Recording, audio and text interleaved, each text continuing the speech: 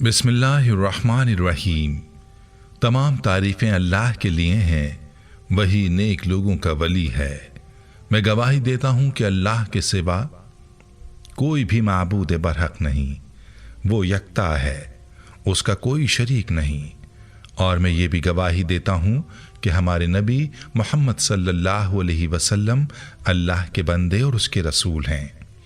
या अल्लाह इन पर, इनकी आल और तमाम सहाबाए किराम पर रहमतें, सलामती और बरकतें नाजिल फरमा। अस्सलामु अलैकुम इस्लामिक टीचर के प्यारे दोस्तों, मेरी बहनों और मेरे प्यारे भाइयों। कहते हैं कि मुशरिकीन मक्का ने 2 यहूदी आलिमों के पास अपने आदमी भेजे जो कि मदीना में रहते थे। दोनों कासिद यहूदी आलिमों के पास पहुंचे और उनसे कहा कि हम आपके पास अपना एक मामला लेकर आए हैं। फिर कहने लगे, हम लोगों में एक यतीम लड़का है जो दावा करता है कि वो अल्लाह का रसूल है। ये सुनकर यहूदी आलिम बोले, हमें उसका हुलिया बताओ। कासिद ने नबी करीम सल्लल्लाहु अलैहि वसल्लम का हुलिया बताया तो वो पूछने लगा, कौन लोग हैं जिन्होंने इसकी पैरवी की है? उन्होंने जवाब दिया, कम दर्जे के लोगों ने। अब वो आलिम कहने लगा, तुम जाकर उनसे 3 सवाल करो। अगर उन्होंने इन 3 सवालात के जवाबात दे दिए तो वो अल्लाह के नबी हैं, और अगर जवाब ना दे सके तो समझ लेना वो कोई झूठा शख्स है। पहले उनसे उन नौजवानों के बारे में सवाल करना जो पिछले ज़माने में कहीं निकल गए थे, यानी असहाब कैफ के बारे में पूछना कि उनका क्या वाक़या था, इसलिए कि उनका वाक़या निहायत अजीब व गरीब है। हमारी पुरानी किताबों के अलावा इस वाक़े का जिक्र कहीं नहीं मिलेगा। अगर वो नबी हैं तो अल्लाह ताला की तरफ से खबर पाकर उनके बारे में बता देंगे, वरना नहीं बता सकेंगे। फिर उनसे पूछना कि सिकंदर जुल्करनैन कौन था, उसका क्या किस्सा है। फिर उनसे रूह के बारे में पूछना कि वो क्या चीज़ है। अगर उन्होंने पहले दोनों सवालों के जवाब दे दिए और उनका वाक़या बता दिया और तीसरे सवाल यानी रूह के बारे में बता दिया तो तुम लोग समझ लेना कि वो सच्चे नबी हैं। उस सूरत में तुम उनकी पैरवी करना।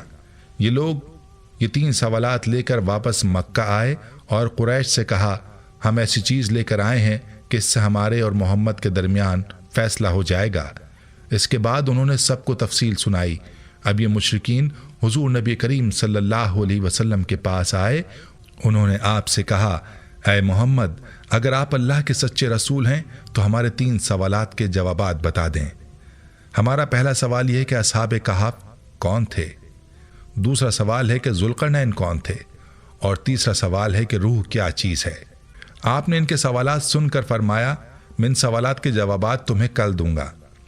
नबी करीम सल्लल्लाहु अलैहि वसल्लम ने इस जुमले में इंशाअल्लाह ना फरमाया, यानी ये ना फरमाया कि इंशाअल्लाह मैं तुम्हें कल जवाब दूंगा। कुरैश आपका जवाब सुनकर वापस चले गए। हज़रत सल्लल्लाहु अलैहि वसल्लम वही का इंतज़ार करने लगे, लेकिन वही ना आई। दूसरे दिन वो लोग आ गए, आप उन्हें कोई जवाब ना दे सके तो वो लोग लगे बातें करने। उन्होंने ये तक कह दिया, मोहम्मद के रब ने इन्हें छोड़ दिया। उन लोगों में अबू लहब की बीवी उम्मे जमील भी थी। उसने भी यही अल्फाज कहे, मैं देखती हूँ कि तुम्हारे मालिक ने तुम्हें छोड़ दिया है और तुमसे नाराज़ हो गया है। नबी करीम सल्लल्लाहु अलैहि वसल्लम को कुरैश की ये बातें बहुत शाक गुजरी। आप बहुत परेशान और गमगीन हो गए। आखिर जिब्रील अलैहिस्सलाम सूरह कहफ लेकर नाजिल हुए। अल्लाह की तरफ से आपको हिदायत की गई और आप किसी काम की निस्बत यूं ना कहा कीजिए कि इसको कल कर दूंगा, मगर अल्लाह के चाहने वालों को मिला लिया कीजिए, यानी इंशाअल्लाह कहा कीजिए। आप भूल जाएं तो अपने रब का जिक्र किया कीजिए और कह दीजिए कि मुझे उम्मीद है मेरा रब मुझे नबूवत की दलील बनने के एतबार से इससे भी नज़दीक तर बात बता देगा। सूरह कहफ। मतलब ये था कि जब आप ये कहें कि आइंदा फला वक्त पर मैं ये काम करूंगा तो उसके साथ इंशाअल्लाह ज़रूर कहा करें।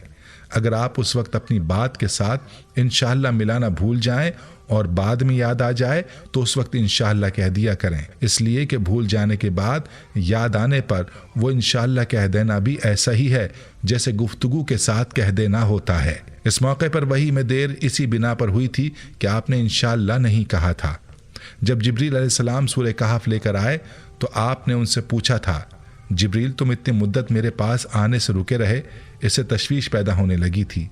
जवाब में हज़रत जिब्रील अलैहिस्सलाम ने अर्ज़ किया, हम आपके रब के हुक्म के बगैर न एक ज़माने से दूसरे ज़माने में दाखिल हो सकते हैं, न एक जगह से दूसरी जगह जा सकते हैं। हम तो सिर्फ उसके हुक्म पर अमल करते हैं। और ये जो कुफ़ार कह रहे हैं कि आपके रब ने आपको छोड़ दिया है, तो आपके रब ने आपको हरगिज़ नहीं छोड़ा, बल्कि ये सब उसकी हिकमत के मुताबिक हुआ है। फिर हज़रत जिब्रील अलैहिस्सलाम ने आपको असहाब कहफ के बारे में बताया, ज़ुल्क़रनैन के बारे में बताया और फिर रूह के बारे में वजाहत की। असहाब कहफ की तफसीर इब्न कसीर के मुताबिक यूँ है, वो चंद नौजवान थे, दीन हक की तरफ माइल हो गए थे और राह हिदायत पर आ गए थे।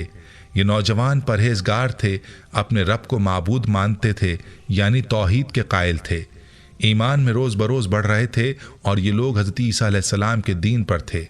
लेकिन बाज़ रवायात से ये भी मालूम होता है कि वाक़या हज़रत ईसा अलैहिस्सलाम से पहले का है। इसलिए ये सवाल यहूदियों ने पूछे थे।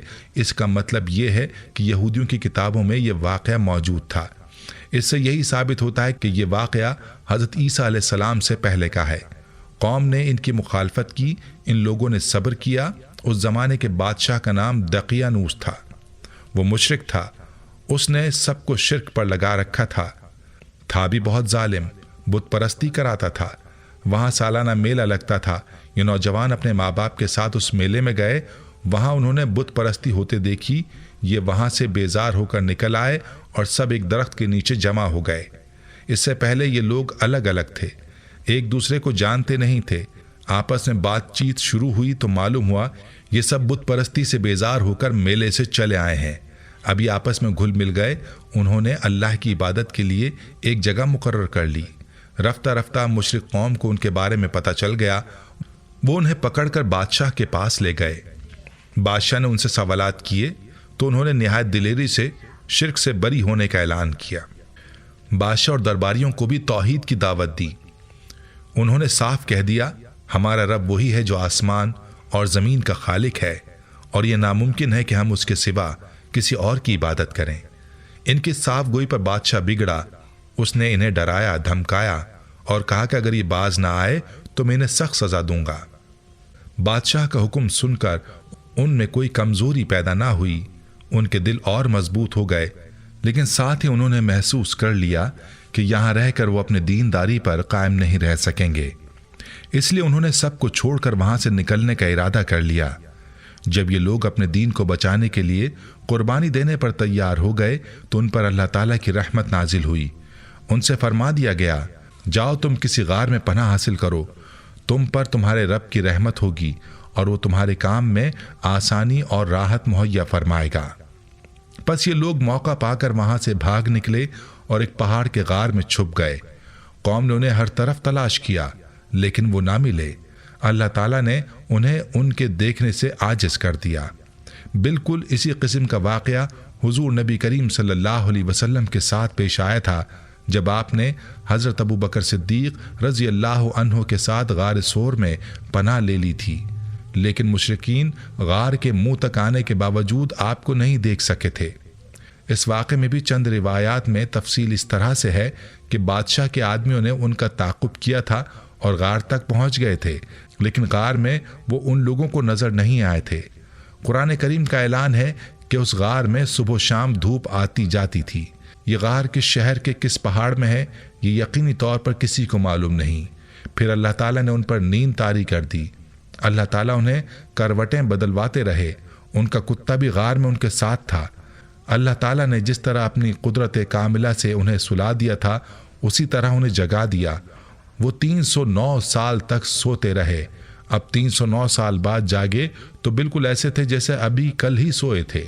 प्यारे भाइयों, इस वाक़े के अलावा अल्लाह ताला ने सूरह कहफ में मुशरिकीन बाकी सवालों का जवाब भी आप सल्लल्लाहु अलैहि वसल्लम पर वाज़े फरमाया और यही सूरह कहफ का शान नुज़ूल है। प्यारे भाइयों, हम ये उम्मीद करते हैं कि आपको हमारी आज की ये वीडियो ज़रूर पसंद आई होगी। अगर आपको हमारी आज की ये वीडियो पसंद आई है तो आपसे गुजारिश करते हैं कि आप हमारे चैनल इस्लामिक टीचर को ज़रूर सब्सक्राइब कर लें और साथ ही लगे बेल के बटन को भी प्रेस कर लें, ताकि आपके पास हमारी आने वाली मज़ीद मालूमाती वीडियोज़ का नोटिफिकेशन बर वक्त मिलता रहे। सब्सक्राइब के साथ साथ हमारी वीडियोज़ को लाइक भी करें और अपनी कीमती राय का इजहार कमेंट्स में ज़रूर करें। कमेंट्स में आप अपने सवालात भी हम तक पहुँचा सकते हैं। अल्लाह ताला आपको अपने हिफ्ज़-ओ-अमान में रखे। آمین.